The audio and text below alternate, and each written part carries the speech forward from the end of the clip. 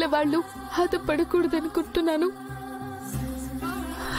అదే నాకంటూ పిల్లలు లేకపోతే ఆ 4 పిల్లల్ని నా పిల్లల్లాని చూసుకుంటాను కదా అనుకున్నాను.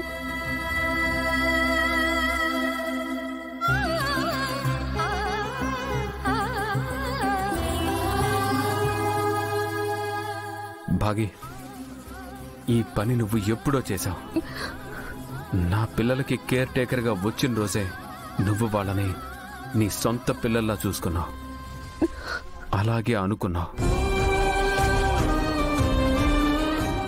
నువ్వు నన్ను పెళ్లి చేసుకున్న రోజే వాళ్ళు నీ కన్న పిల్లలయ్యారు. వాళ్ళు నీ సొంత అక్క పిల్లలని తెలిసాక కూడా నువ్వు వాళ్ళ పట్ల నిర్లక్ష్యంగా ఉండగలవని ఎలా అనుకుంటున్నావు భాగి?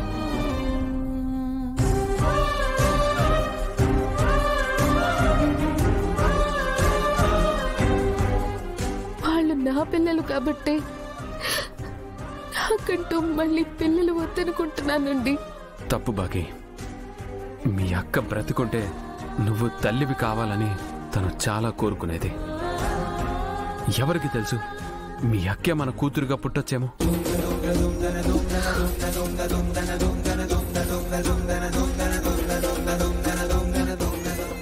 నాకు అదృష్టం లేదండి. నాకు మళ్ళీ జన్మ లేదని చెప్పేశారు. ఎప్పటికీ నేను మీ ఓడి చేరలేను. నాకు శాశ్వతంగా దూరం అవుతాను నేను.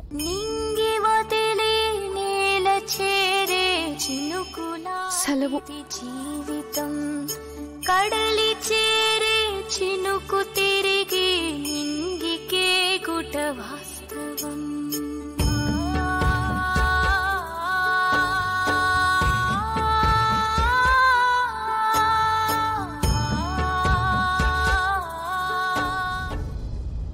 అవునమ్మా, మీ అక్కని ఈ చేతులతో పెంచలేకపోయాను. గోరుముద్దలు తినిపించలేకపోయాను. ఊయలూపి ఆడించలేకపోయాను. ఆ లోటు నీకు పుట్టబోయే బిడ్డతో తీర్చుకుందాం అనుకున్నాను. ఆ బిడ్డలో మీ అక్కను చూసుకుందాం అనుకున్నాను తల్లి.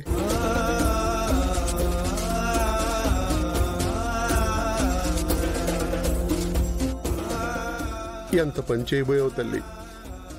మనకు మళ్ళీ అరుంధతిని దూరం చేయాలనుకున్నావా?